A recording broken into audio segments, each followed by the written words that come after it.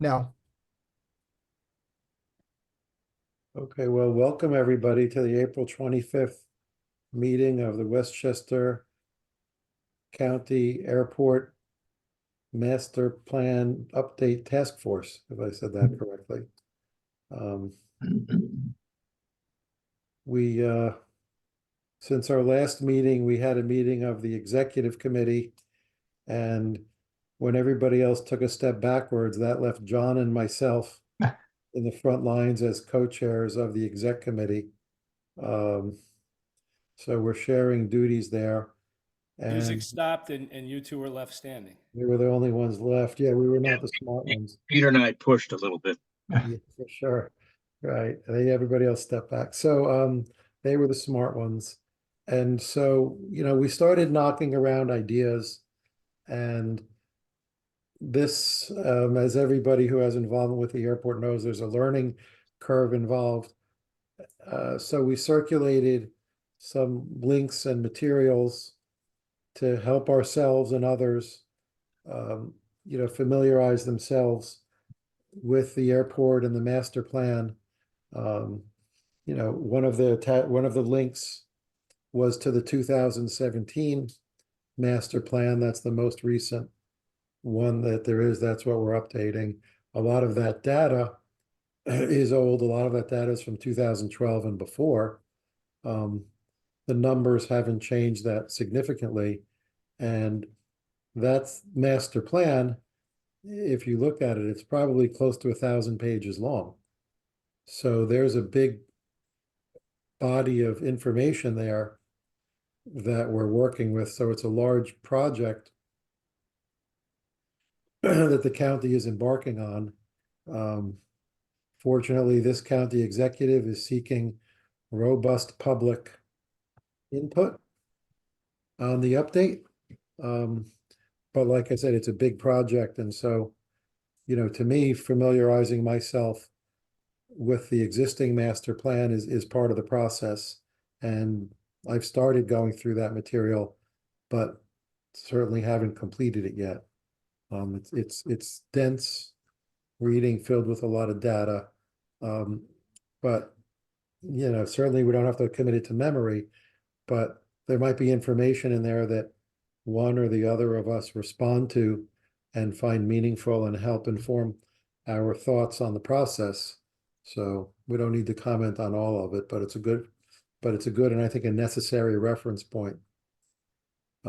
We circulated some other items that John and Peter were kind enough to put together and share.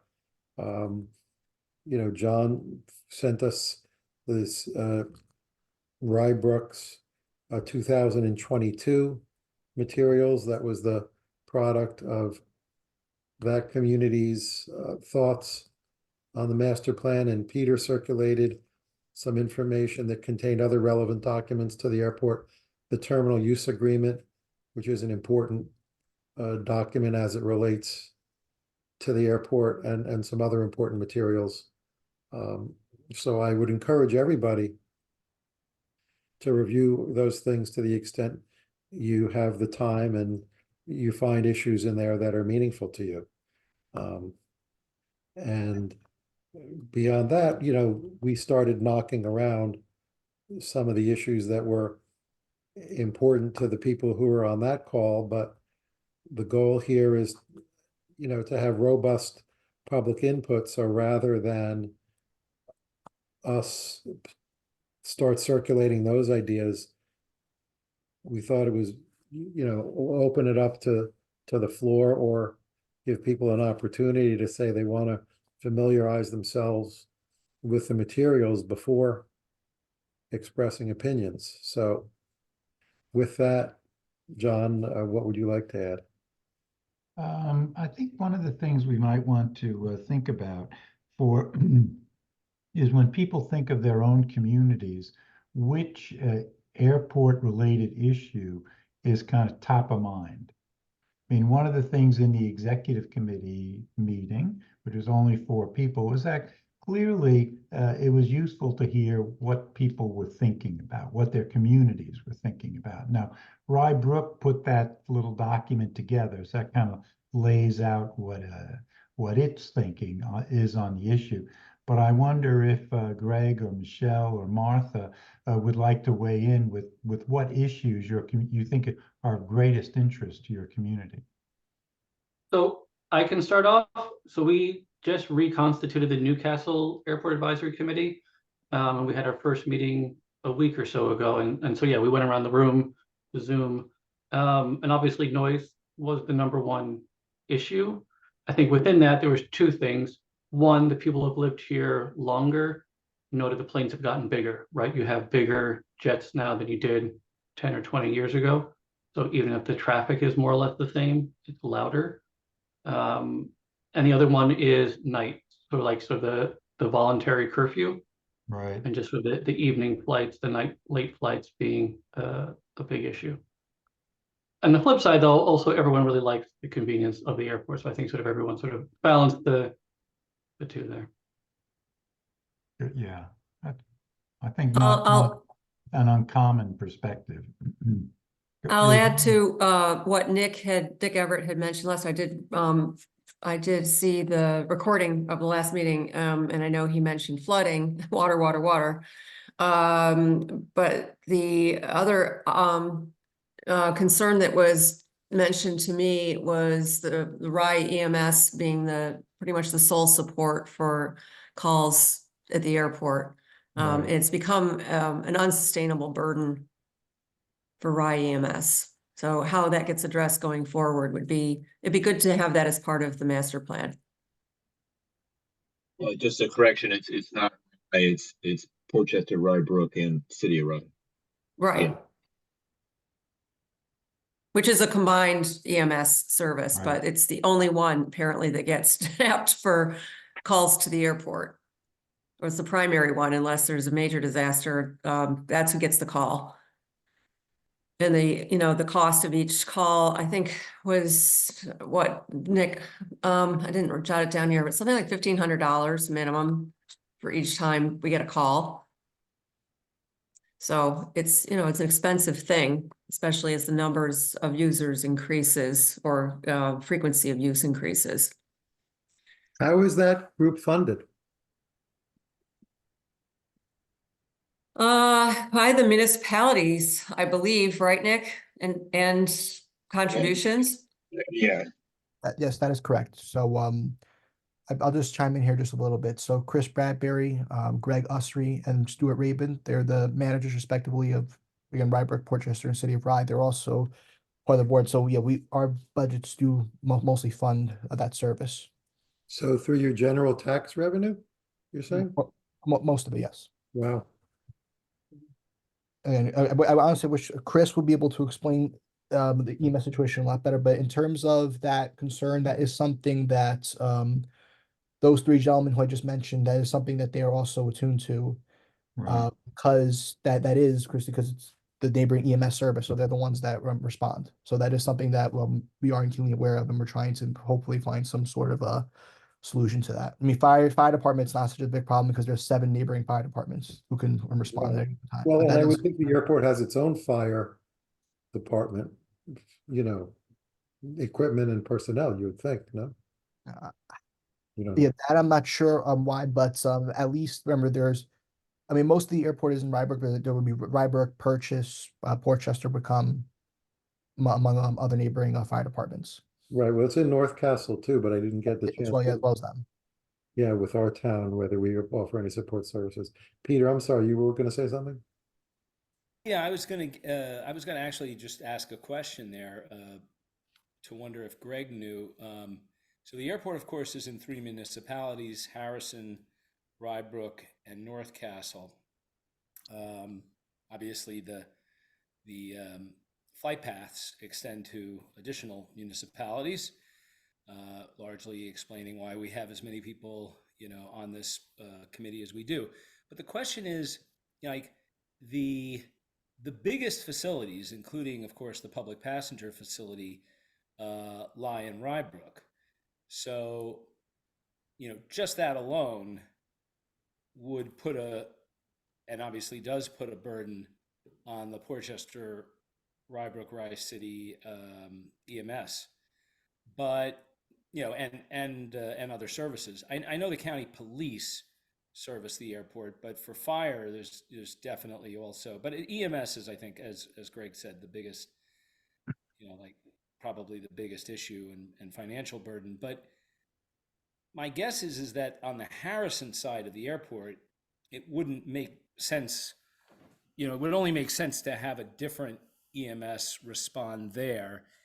I I just I don't know. I wonder if Greg or if anybody else knows if something happens in Harrison at the airport at one of the private facilities, or something happens up at the north end of the airport. Um, Although at this moment there's not a whole lot of airport facilities in North Castle, but there's some. Do we know if other, you know, who responds in those cases? Yeah. It's really, yeah, it's hard to say in terms of without and knowing exactly what the emergency situation that they're responding to is. But based on my best understanding, and again, I'll be honest, I don't have the knowledge about the EMS response that Chris Bradbury has. But it's again our local EMS that is pretty much responding to just about everything there, if not all of it. But fire, again, it'll depend on how, to my knowledge, how serious like the incident is, depending on who would be responding. But as I said, there are multiple different fire departments within the vicinity that would respond if need be. But I think, it doesn't, maybe two departments respond to EMS calls, maybe one, we'll find out. But whatever it is, I'm surprised the airport, which apparently runs a surplus, doesn't feel the need to make a contribution toward those services. Is there any legal reason they can't contribute to those services? I really couldn't say if there's a legal reason why. Again, that would again, I don't like that would be a question for council. But that is one of the things I know that just speaking with Chris in the past, that some ways that we can help again like fund some of those contributions because of the expense. So it is something that again that I will say at least as much that we have looked at it and potential avenues for that. Has anyone asked the airport to provide funding for the EMS effort? Well, Peter, one of us could easily ask April. I mean, I can reach out to April easily and ask her how that works. Yeah, that's what I was thinking. A couple of us here are on the Westchester County, the County Airport Advisory Board. So, if we just put these questions together, hopefully we'd be able to get a response either as a sidebar with the airport manager or at our next public meeting. Yeah, that's easy enough. And hopefully I get some clarification myself. I'm supposed to be, Chris and I are supposed to be going to the airport on May 2nd for a second function too. I've met April once before. Again, she seems to be very again great to work, easygoing, very great to work with. So again, also I can learn some more and get some more clarification from her. I know she's new or in that role. She hasn't been there too long. No, but she's very responsive also. She is. So again, I've only met her once. I'm hopefully when I go there in the second, I'll be able to speak to her again. The first time I went there was to really kind of see how they're doing their stormwater management. But this one is for a separate function, but again, hopefully she'll be one of the people I get to see. But my point really is if there's no legal impediment for them making a contribution, then we ought to press for it. We ought to say to the county, who's the owner of the facility, this is a priority. You're really putting a big strain on surrounding communities by not sharing the cost. Anyone disagree or what? No, Agree. No, I mean that seems to be that should be that kind of thing should be exactly why and how a group like this can make an impact. Right. Obviously, in consultation with our respective municipal officials. well, yeah, especially because the money that's generated at the airport has to stay at the airport, right? So there's no opportunity for those funds directly, to benefit the surrounding communities. But if the airport is consuming services Right. from those communities, they certainly should be able to contribute to that. All right, we should see if other people if there are other interests or concerns that need to be voiced, right? I mean, may I bring one up? Sure.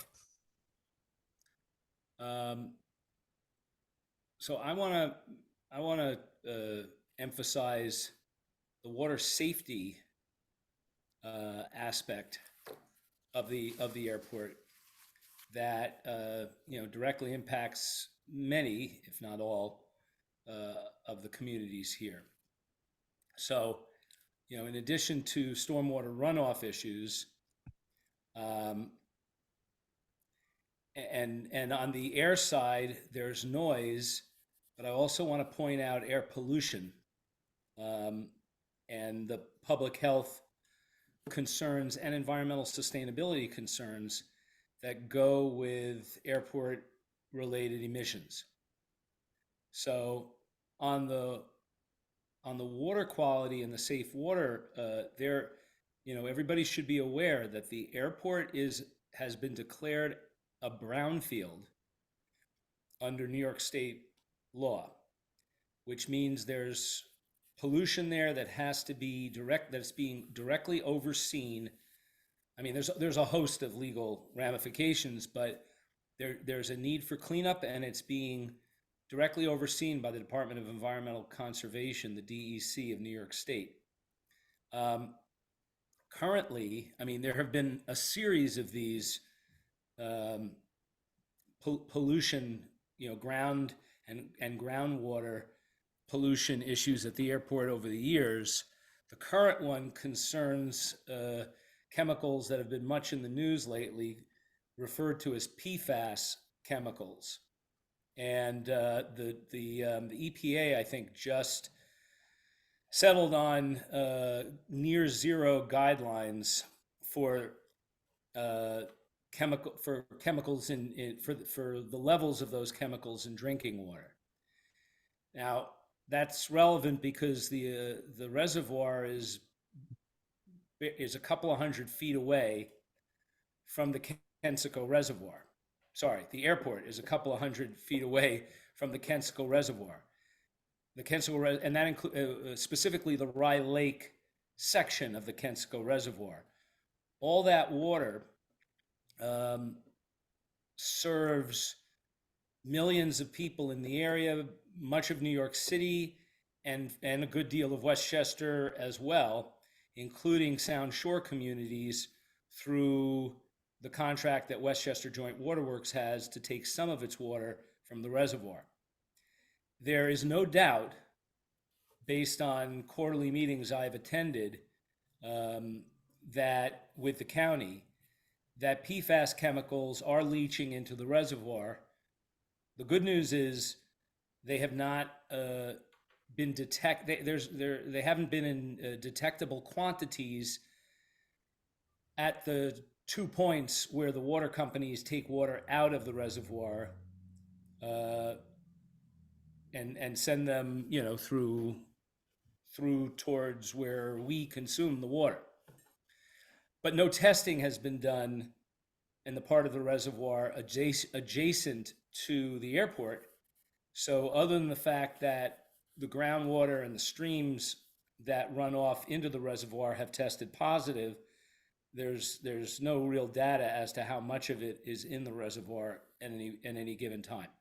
So Peter, that's one issue. Well, Peter, before you get off the subject of PFAS, and the PFAS is present because it was used as a fire retardant, right? So they're not using the PFAS anymore, is my understanding.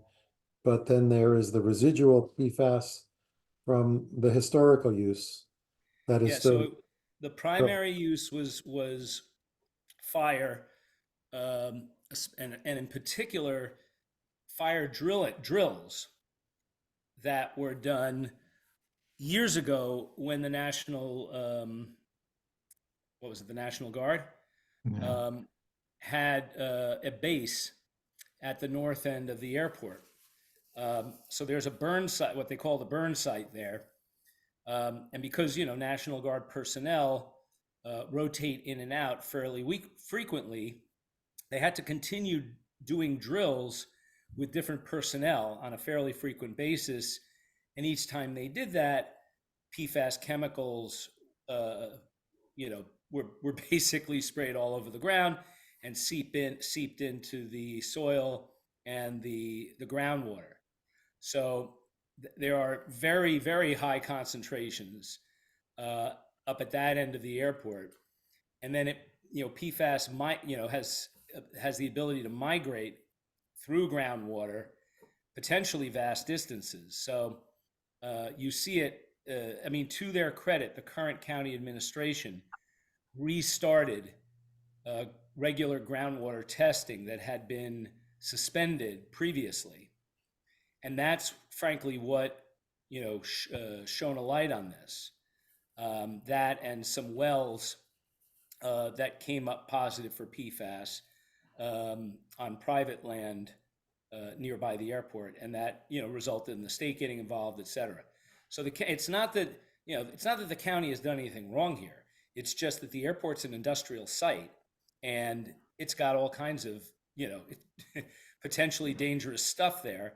And right now, this is the flavor du jour, but that's a piece. But the fact that the airport, or a good deal of the airport, is within the watershed of the Kensico Reservoir, and frankly, the rest is within the watershed of the Blind Brook that goes through Rye Brook and the city of Rye before it reaches the Sound, should be, I think, a concern to all of us.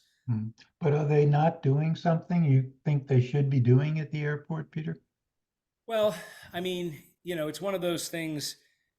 Could they be doing more? They're certainly doing some things. They are studying it. They are taking certain mitigation measures. There were plans early on to do some more large-scale disposal and replacement of contaminated soil to sort of stop the process from continuing, the migration process from continuing. I thought there was a consent decree that was in place.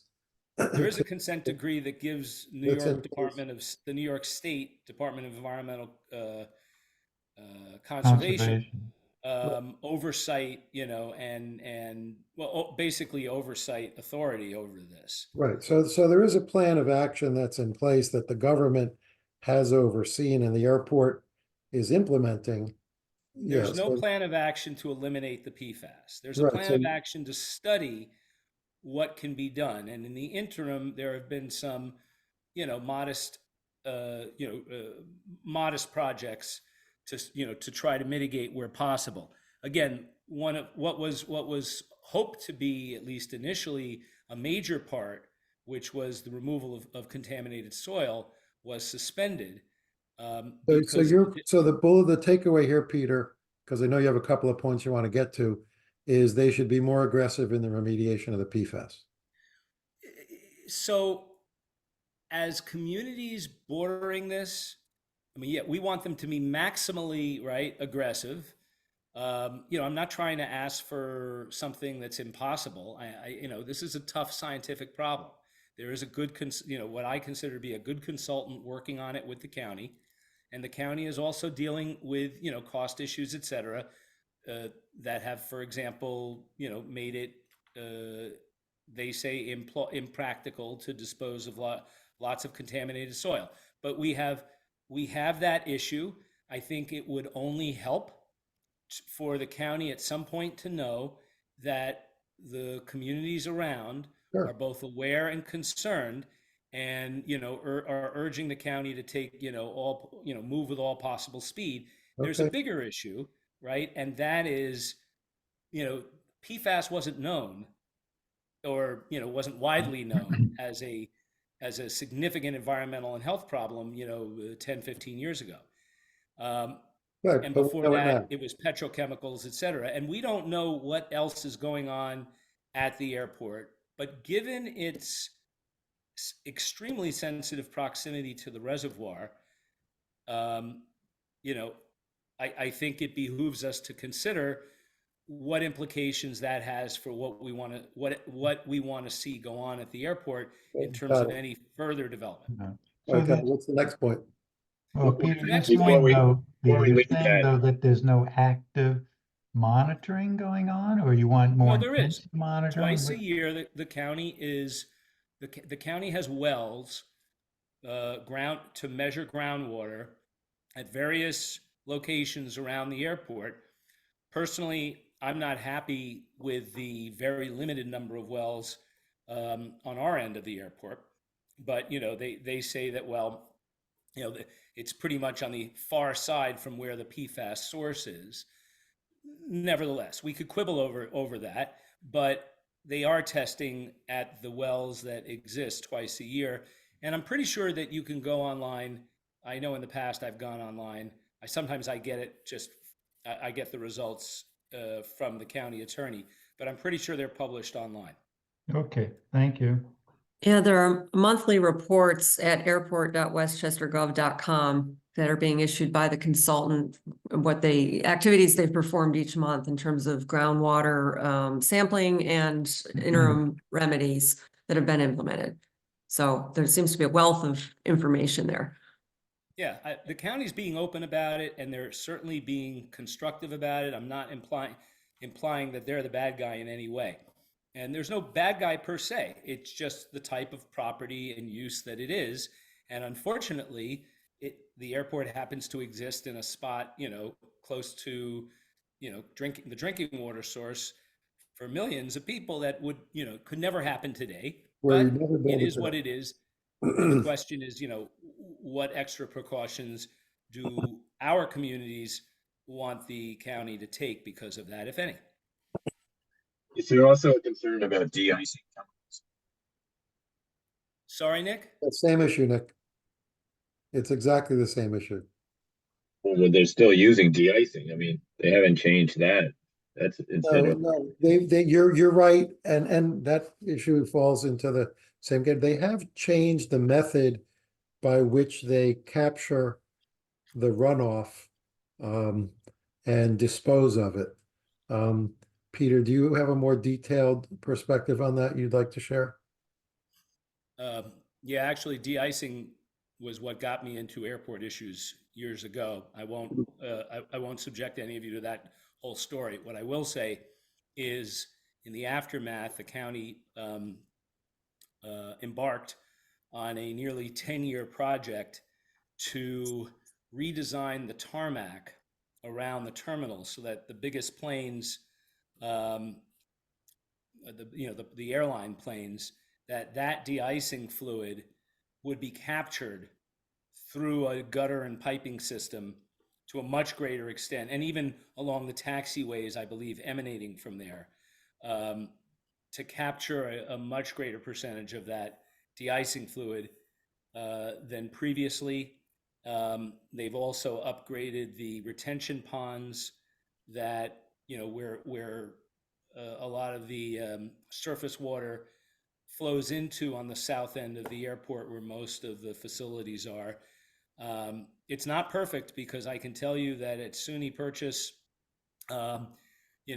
many times after the use of those chemicals, and this time of year after the winter, there's a very strong, acrid, almost oniony odor emanating, and we're told that's due to the breakdown of the propylene glycol.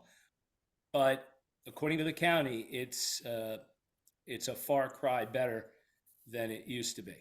But that doesn't mean we shouldn't be concerned. We shouldn't continue to express concern, because Yeah. while Yeah, and the to your point, ingredient, it has been detected in the groundwater.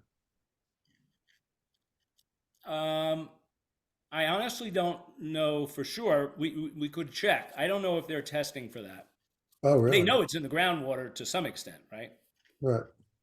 Just because, but again, they're it's at a much reduced level now because of the new capture system they have. Well, But that's a good that point. doesn't, for example, look, there's a lot more larger, bigger private jets that are using the airport outside of the main terminal building than there used to be. And I certainly can't tell you that the extent to which de-icing, I mean, in some of the hangars, the indoor hangars, I'm told the de-icing takes place inside. and therefore there's a drain and it's supposed to all be captured. But, it would be a good question as to whether there's significantly more de-icing going on, bigger private planes that is not subject to the new capture system around the terminal. Doesn't the airport have control over how somebody, for example, de-ices an aircraft? Don't they have rules, regulations?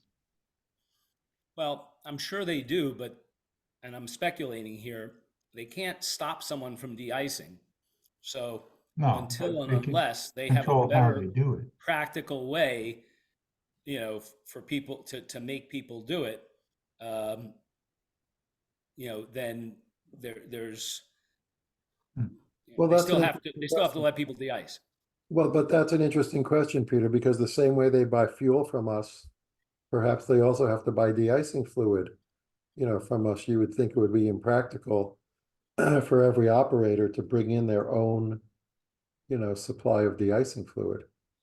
Yeah, no, I think that's probably true. And I remember hearing that it used to be like, for years it's been propylene glycol or mostly, but prior to that, if I recall correctly, ethylene glycol was used, but that was considered more dangerous and the airport phased it out. But propylene glycol, look, propylene glycol is in salad dressing and all kinds of other consumer products that we eat with no concern, or at least no concern about the propylene glycol. But that doesn't mean it's good for the environment. My understanding is that it can lead to algae blooms and such in the streams and the estuaries and the sound, having a negative impact on sound shore communities and the Yeah, the environment of Long Island Sound. yeah, but these are good questions for us to follow up on. Yeah, So for Nick, sure. did that address your question? Yeah, I mean, it begs the issue of the EPA, for instance. If you wash the bottom of your boat, you have to have that water has to go into the sanitary system, not into a storm system. So you could have a system here where the de-icing goes to a sanitary system rather than to a storm system. So, there's a question about how it's the mechanics of it work, which is way into the details beyond what the purpose of this is. Well, I wrote down the question and, we can generate a list of questions for April or whomever she directs us to.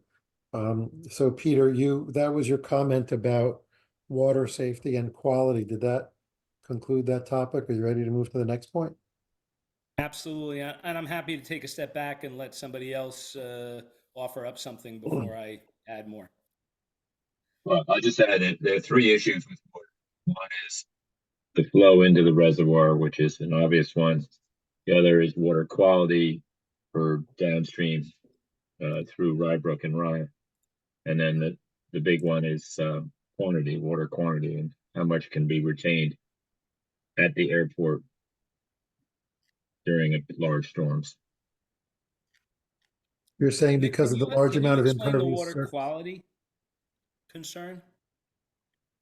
I mean, it's sort of obvious if in a large storm, there's a lot of impervious surface at the airport, there's a lot of runoff, and the amount of water that comes downstream from that seems like there's a pretty clear a potential hazard for the downstream communities like Rye City and Rye Brook.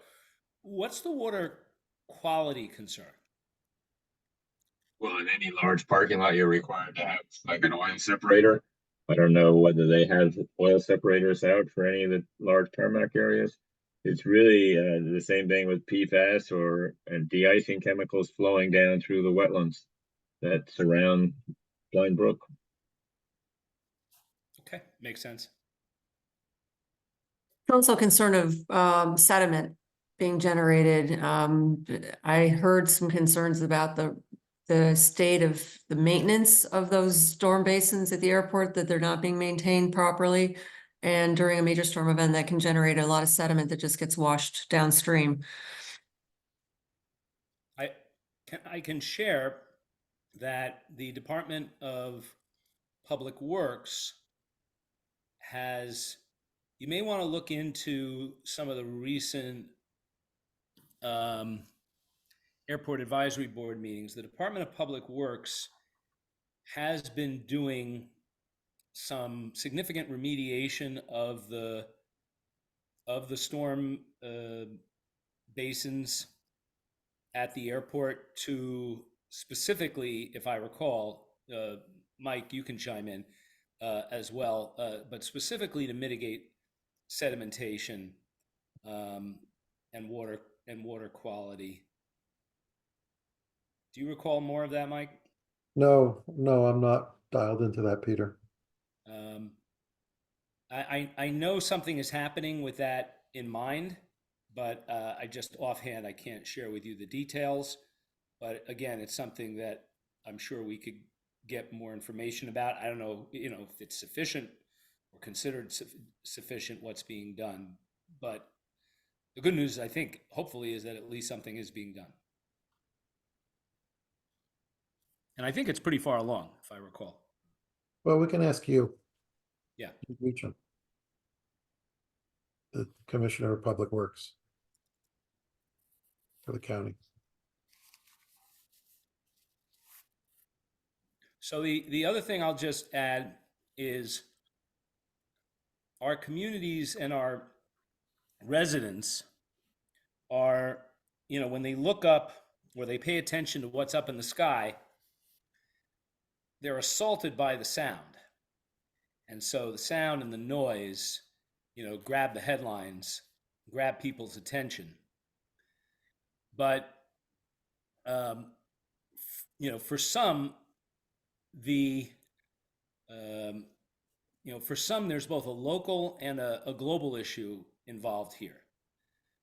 The local issue, of course, is the emissions that are also being released over homes and schools and parks, etc.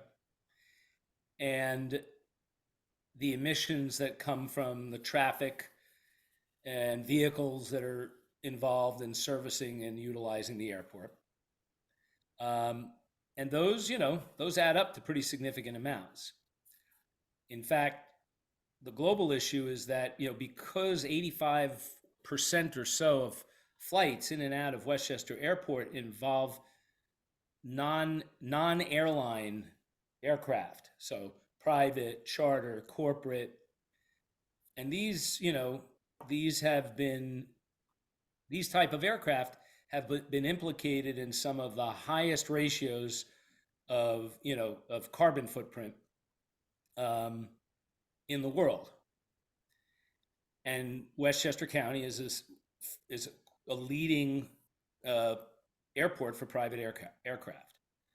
So, we get a double whammy here because obviously, we're part of the greater environment that is being impacted by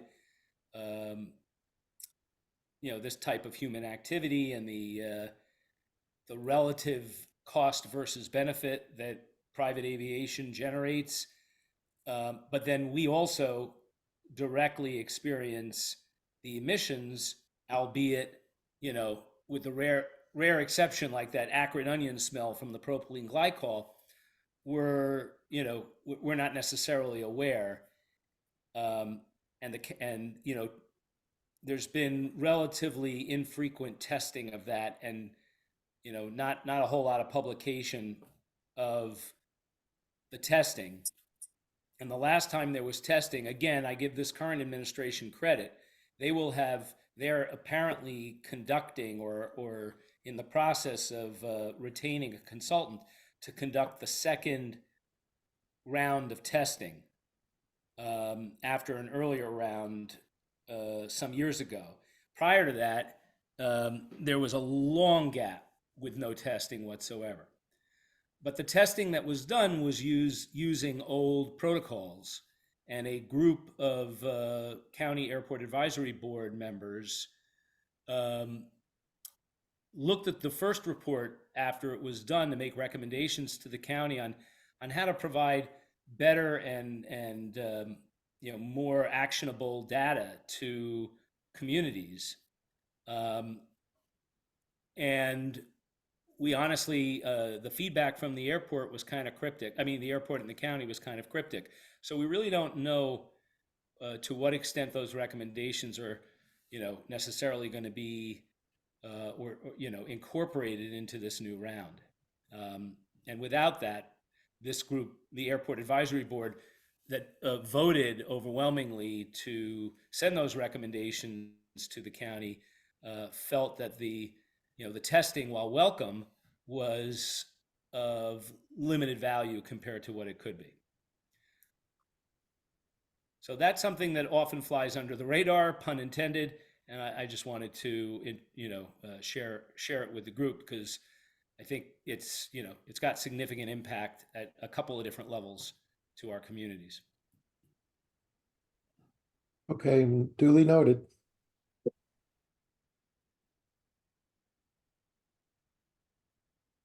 So can I ask a controversial question? What may be a controversial question here? So from the passenger experience, we hear what a miserable experience it is to use that terminal, particularly early in the morning. Is it the view of this assembled group that an expansion of the physical terminal without expanding the number of passengers that can pass through the terminal, would the expansion of the physical plant have deleterious effects on the other impacts that we're discussing? In other words, is improving the passenger experience, contradictory to the goals that we've articulated here tonight?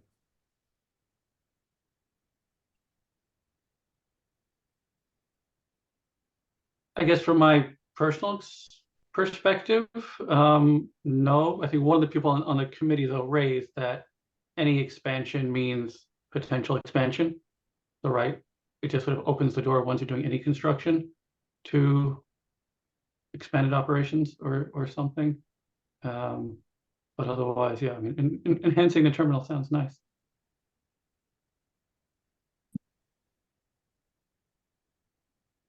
I mean, the county seems committed towards keeping the the terminal use restriction in place.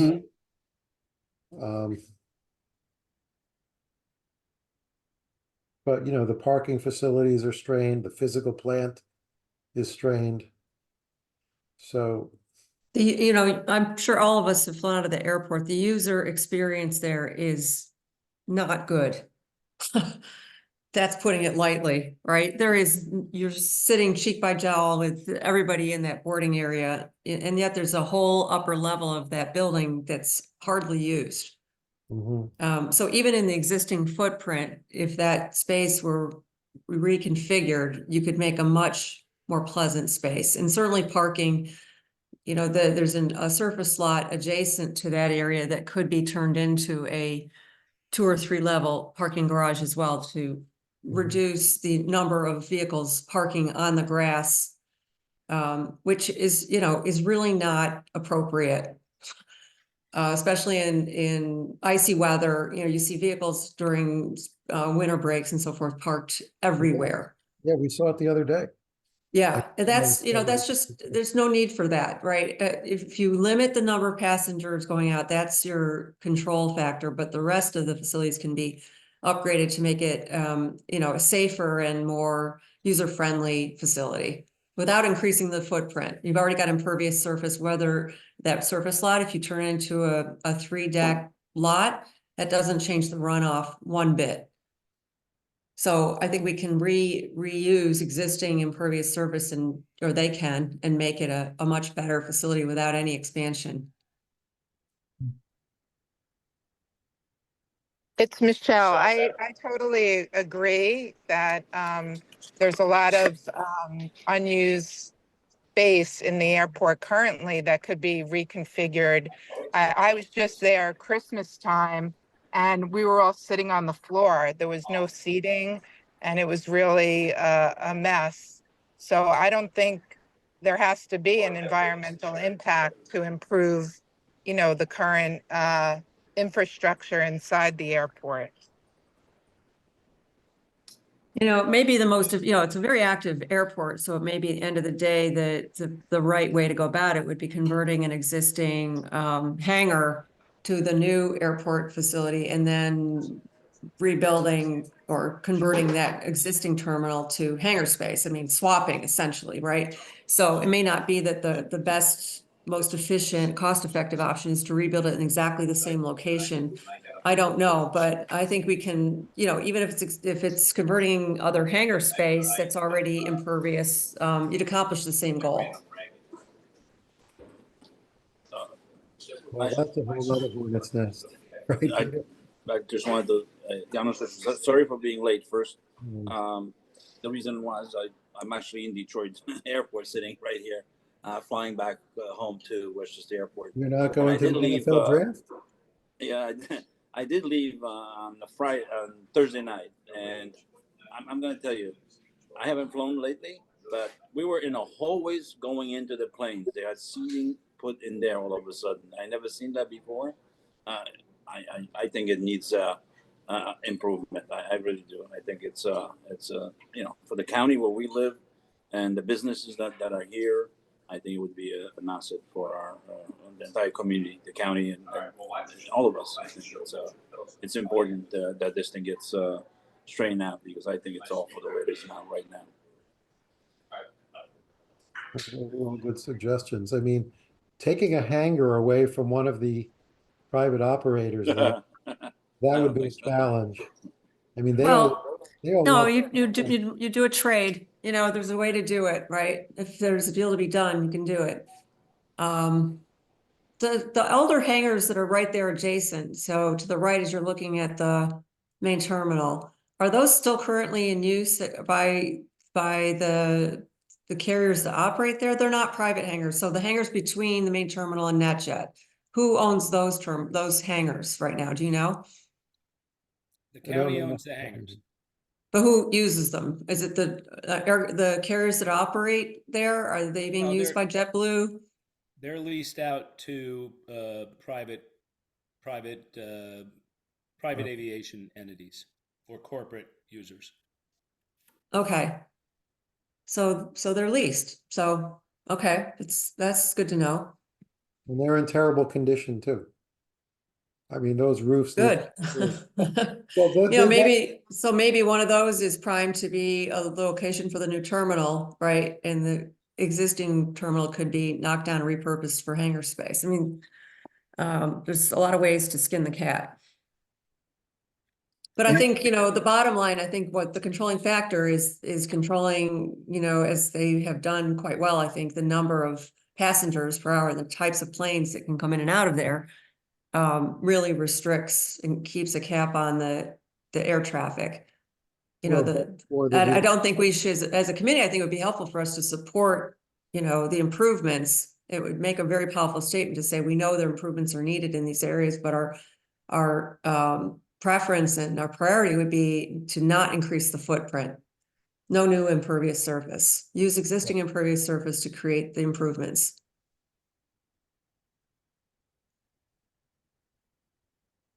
Right. But wouldn't you, to the right of the terminal, if you entering the terminal, there's a big parking lot, a huge parking lot for cars. Before you hit that next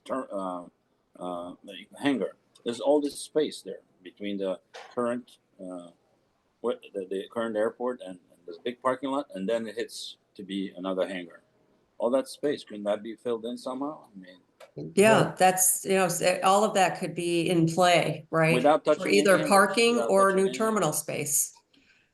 You mean where the parking lot is, Janice? Yeah, there's a parking lot. I think you're talking about the rental car rental. lot. Yeah, the rental Right. car lot. Yeah, which I'll play devil's advocate here. you I can think we're still leave it wasting there. our You can time. probably- The point of this is for municipalities to get together and present a strong force to the county regarding critical issues.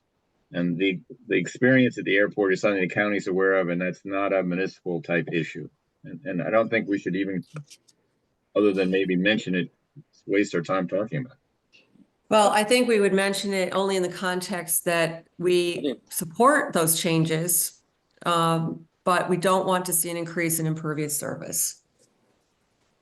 So if I may, um, I'm going to be the curmudgeon here. I It's really important to understand everybody, both the question, Mike, that you posed and many of the answers quite naturally assume that the county can, move the pieces around at the airport, like a puzzle, with the only constraints being, um, what people support and what's, physically or engineeringly capable. Unfortunately, we need to keep in mind that these limitations that we're citing on the number of passengers, those is to the best of my research and knowledge, those are not written in stone. Those can be challenged and have been challenged at different times, and can be challenged in the future. So, and they depend on two things. And I've shared, I believe I've shared the FAA letter that most recently, which still a while ago now, gave blessing to the county to enshrine those regulations into law. But keep in mind, the county legislature can change that law at any time based on where the political winds are blowing. And were they to do that, if the infrastructure has been built out, then that's it. Now you have an airport that's larger in area than LaGuardia, with a runway that is longer than Chicago Midway, and as everybody has noted, plenty of arguably underutilized space. So if we want to see the airport explode in terms of its operations, then then one way to do that is by sort of removing the impediments to that, so that one political act can change things. And once you change it, I just can't emphasize this enough.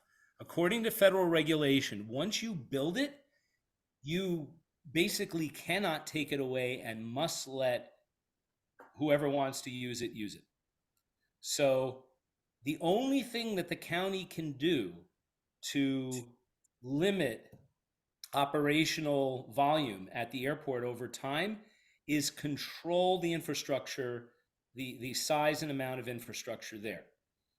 And the rules that we have now exist because, number one, they predate a federal law from 1990, but two, because when they built the new terminal in the 90s, even though it was obviously bigger than the old so-called Quonset hut terminal, everybody, as a precondition to get everyone on board with that, and even then, it passed the county referendum by a squeaky tiny majority, based in large part on votes from our communities. But I mean, votes no, I should say.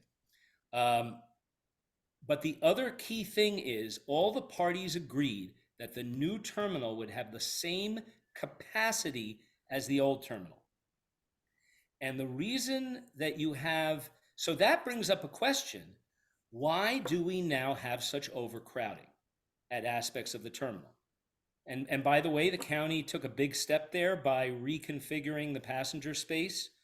I just had an experience flying through, and I saw the seating that had been extended into what were the walkways to get to gates, but now those are part of the passenger seating area, and the gates have been moved back to the jetways.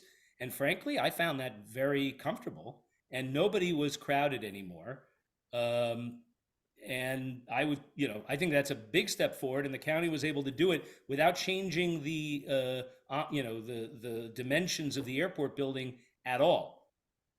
But if the capacity of the terminal increases, then the legal basis for us being able to control the number of passengers in and out arguably disappears. So we need to keep that in mind. That doesn't mean that we shouldn't have a nicer, more comfortable, more modern terminal. I mean, God knows plugging in a cell phone is a huge chore in there, and it still is. But we need to be careful because unfortunately the law makes it very hard for us to have our cake and eat it too. Mhm. I'll stop there. Thanks. Well, that's why I threw it out there, because I thought we would get different opinions on it, and I wanted to gauge everybody's level of reaction to it. Yeah, look, we all would love a modern, comfortable, sparkling, brand new showcase of an airport for our county. The question is, realistically, can you get it without losing, without transforming it into, what's that phrase we often have heard in the past, when some bird-brained, airport expansion scheme, we're going to have LaGuardia North here. Certainly the airlines would love nothing better than to, expand out of the crowded existing New York City airports. Well, so to get back to a point you raised earlier, the nature of private air travel has changed. Okay, even since the last master plan. And those private carriers don't operate through the terminal. They don't count towards the passenger limit through the terminal. And yet they're operating more and more like commercial airlines. So is there a lever that we can or should encourage the county to use to tell those carriers that their passengers need to pass through the terminal and count towards the limit? Or are we now running afoul of some other limitation, regulation? What happened with the 2021 letters that went to all those carriers, to ExoJet, and to the Signature Flight Support, Ross Aviation, et cetera, telling them if they had planes leaving with 9 or more seats, and if they were selling those seats to the public, that they were to cease immediately those operations? What was the outcome of that? Did those carriers, pack up and go away? Are they all just skirting the rules? Are they only operating with seats, less than 9 seats filled on their planes? Does anybody know what the outcome was? I don't know the outcome of that, but that's worth looking into. Because I read online in the documents there that every one of them got a letter saying, if you're operating these conditions, your passengers need to go through the terminal. And you need to, operate like the other airlines and participate in the lottery for those, coveted gates. But I don't know what happened, what the outcome was. What happened, Martha, Mike, John, may I? Of course. Sure. What happened was that there was some negotiation that didn't result in an agreement, and that led to lawsuits that ultimately I think the county sued, and then the airlines countersued, and they got it moved into federal court,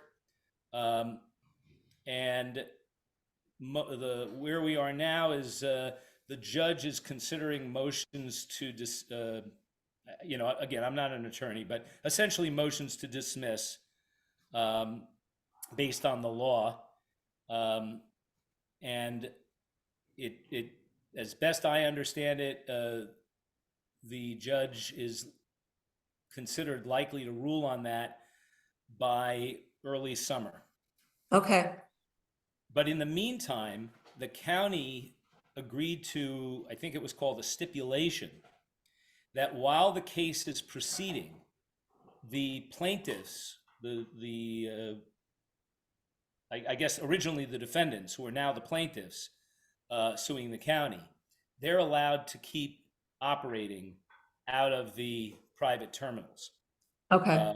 But I think that the good news is that because of the ongoing lawsuit, there hasn't been, as much of a rash of operations. Those companies haven't wanted to invest too much in ramping up those types of operations, and marketing them, et cetera, if they may not legally be able to keep doing them. And other companies, have had a fairly strong disincentive to come in. Although on a somewhat humorous note, there was an announcement within the last month by a company called Bark Air, as in, dogs, who are apparently starting their own little airline, and announced that they're using Westchester, although the airport said they had yet to file for permission to do that. But they're proposing to operate out of the private terminals using planes that are big, that are too big and should be in the terminal. And so the county's investigating that. But otherwise, we're waiting to hear from the judge. So Well, that, that'll be important to all of us, right? With 85% of the traffic being from those kinds of services, sure we'll all Yeah, want to and- know the outcome. right, Right, and a proliferation of Uber, I mean, it's really on parallel in some ways with what happened with taxis and Uber and Lyft, except we're talking only about a type of Uber and Lyft that only services the extremely wealthy. but the question is, should we be taking a position on this? I mean, there may be That's the pending question. litigation, the judge may rule one way or the other. 9 out of 10 cases settle. So is this something that we want to address? And there's another legal matter outstanding at the airport as well, right? Which is Millionaire, Right. which was able under the prior administration to build a very large new terminal for larger private jets, and it has claimed that it was given a green light to do a second large new terminal. Well, yeah, different issue. No, that's true. But the question, I mean, the link between them, Mike, is, do we want to, and this is just an open question. Do we want to weigh in? Do we want to encourage the county to, take a steadfast position with respect to litigation and any settlements? Or, Well, I don't think you comment on the litigation. I think you comment on the policy. Right. We Right. support no additional expansion of the airport, period. Well, I think, yeah, that goes to the millionaire question, which is, yeah, we would be against allowing Millionaire to build another facility. So, I mean, that goes to that second point that Peter raised, because once you let Millionaire do it, you then, how do you say no to the other FBOs? So there's a domino effect there. But on the other hand, if you said to the fixed base operators, well, if your passengers now start to use the terminal, and now we have the ability to, govern your operations in a different way, then the physical plant on the ground, is less significant, because right now we have no control over their deplanements and enplanements and hours of access. They come and go as they please.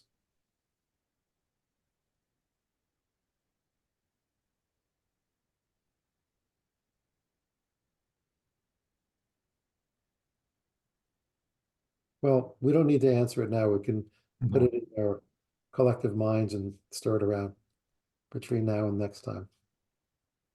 I wonder if there are other airports that have faced this issue. Well, we're unique with our terminal use agreement. That is not a typical arrangement, and that's why it's also so controversial. Right. And why, Peter is right to be careful about the other steps that we take that might subject it to a challenge, because it had been challenged before, and this is the result of protracted litigation from 20 plus years ago. So this was a settlement of sorts already.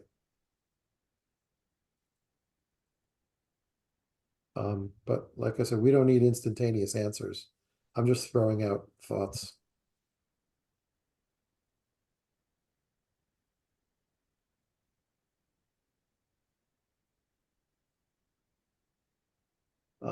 Anybody else?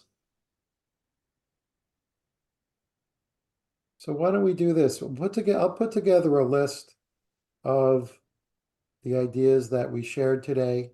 No judgments, they're all good ideas. I'm gonna err on the side of inclusion. If I, leave anything out, please don't be offended or, think that I made judgment on it. It would just be, you know, my oversight. So feel free to correct and edit, and we'll try to drill down and get answers to some of the questions that were raised. Should we schedule another meeting before we adjourn? I think that's a good idea. Mike, but before we do that, that was actually one of the things I wanted to bring up in Yeah. terms of, so I did put out the Survey Monkey, I sent it out, but to be honest, only 3 people responded. So obviously the result of 3 people out of 14 is not quite indicative of how this task force wants to proceed. So, and again, it's for you guys to decide, but again, since I'll be creating the Zoom meeting for you guys, just so I know from my own knowledge in terms of, and we kind of touched upon this last meeting, are there any days that I guess the committee should stay away from? And I'll throw it back to you guys. Where was your survey, Monkey? I never saw that. It was in the There email. was a link in the email that was sent. Oh, I missed it too. Yeah. Could you resend I- it like in the? I just saw it independently by today and itself? sent it. I don't know if you got my response. So maybe send it again. Okay, then I guess we Greg, can. maybe send an email that's just purely a That's scheduling it. email. Yep. All right, you want to use that method to pick the next date? Is that how you want to go about it, Greg? Think that's the most efficient way? It doesn't matter to me. Maybe so in the last meeting, like Chris and then the mayor and myself figured out that would be an easier way to kind of settle it with 14 people. But I mean, or we can, I mean, I'll just ask this. And again, like I said, it's whatever you guys want to do. Again, because I'll just create the Zoom meetings, whatever. But Well, like we're here on Thursday, we kind of touched base last time. Some people have conflicts on Monday, some people have conflicts on Wednesday. Right. As the mayor stated last month, is that considering how this is a group which is likely going to have conflicts because you guys are all good citizens and you guys all like to volunteer for things. Sure, it will of course maybe a little challenging, maybe every single month at the same date. So we have choices, but again, the choices are really yours. I mean, let me ask this one question to start here. And if not, if this doesn't work out, we can just go right back to the survey like we just talked about. yeah, Is well, there any conflicts on Thursdays? Yes, I have a Thursday in conflict once a month. Okay, but it's about on this particular Thursday, on the 4th Thursday. The fourth Thursday? No, the fourth Thursday, I'd be okay this next month. Okay, now I know we don't have everybody here, but to everybody else on the Zoom call, would there be any potential conflicts on the 4th Thursday? Provided me absent like maybe once or twice over the next few months. well, not until we get to Thanksgiving, but can I ask a related question? What's the timeline? I was asking myself, what's the timeline within which we're operating? Does anybody know? I don't know. I think I'm a bit of a novice at this too, but I think this terminal use agreement, if we're going to say something about it as a group of municipalities, we ought to do that, I'd say, by September 1st, because they've got to be negotiating or start negotiating that agreement then for renewal. But the bigger master plan, I take it we don't have a really good idea when that's likely to come to the fore. I mean, Peter, you and Michael are on the committee. Do you get the idea it'll be in the first quarter of next year or what? I think it's fluid. I think it's been postponed, already because of COVID. And so I don't think that there's a firm deadline. Do you, Peter? But from a practical point of view, John, your point about the terminal use agreement, is a good one as well. Is there any reason the county ought to be pushing the master plan at a faster speed or a slower speed for that matter? Do we have I any think, insight into why the pace is what it is? Well, I think the litigation that Peter referred to is part of it. No. That millionaire litigation in particular. And I asked myself how the county, can generate an updated master plan with that kind of issue outstanding that also, has the potential, to snowball to other carriers, depending upon how that gets resolved. Okay. But that's the question that's certainly above my pay grade. Yeah. But that kind of leads sort of to what my next question was going to be. I mean, again, it's part of the survey, but I guess we'll start here. That since is anybody here who would want to meet more than once a month? Is that good work for everybody? I mean, you can meet twice a month, or really how you guys want to do it? Well, I think the once a month is good because it also gives the executive committee the opportunity to meet in between the meetings. So effectively, those of us who are on that committee or on both are meeting twice a month. Okay. So, Right. my thinking is we kind of staggered it, right? Where we'll have this meeting, we'll have the exec committee meet in 2 weeks, and then the full task force in a month. And that gives us time to get answers, to the questions and delegate responsibility. So I just speaking for myself, and I'm only one person, but I think the once a month schedule, at least at this stage, is useful because again, there's also a lot of information, to digest Yeah. at this initial stage. I guess the only thing I'd add, Michael, is that as we get closer to, I'm just picking an arbitrary date, September 1st, so we're closer to the expiration of the terminal use agreement, we might want to meet more frequently so we can develop and recommend to the various municipalities a statement about it. I agree with that too. All right, but again, so I'm here. Let's hear any objections from anybody else in this committee. We don't have everybody here, so I'll send out the survey. I'll do a separate email just for that, just so nobody misses it. And I guess we'll go from there because the survey includes 3 questions that includes exactly what I just asked everybody here. Right. But there's one thing I wanted to show you guys. But Michael, can we just sort of like maybe pencil out, like agree that our default right now is the 4th Thursday of May, so we can at least, Yeah, you know, that'll be pencil May something in there. 23rd then. May Right. 23rd at 7 o'clock? Great.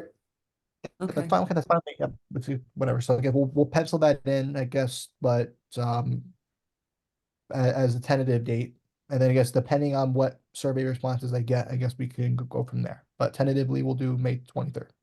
Good. Excellent. Okay, does that work for everybody here? Yes. Yeah, Okay. that's fine. Yep. That's a yes for me. Okay.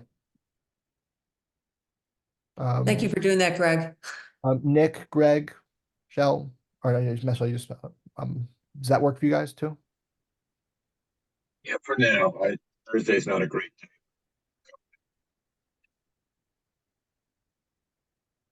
Okay, Greg, Yeah, that works for me. Shell,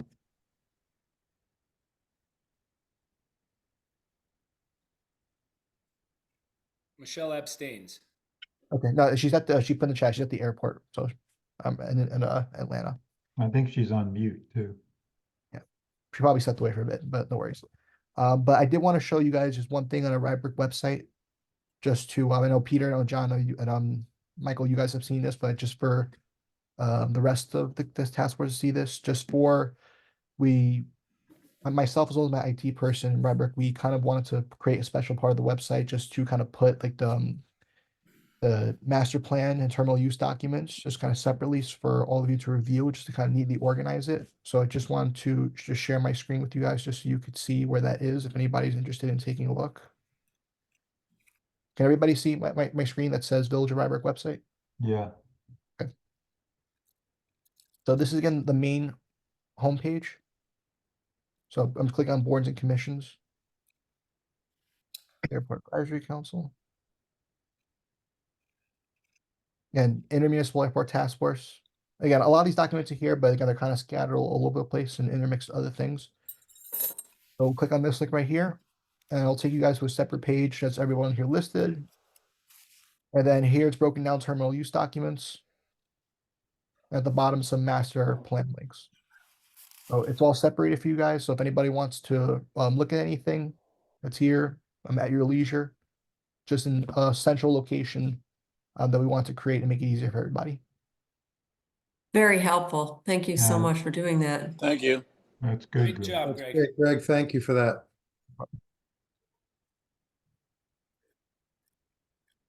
And then just Michael, if you're going to be doing the questions, just please CC me on it as well, because I also would like to share that with the mayor as well as the Chris Bradbury. I will be happy to. I'm going to send it to everybody who's on this email invite. Okay.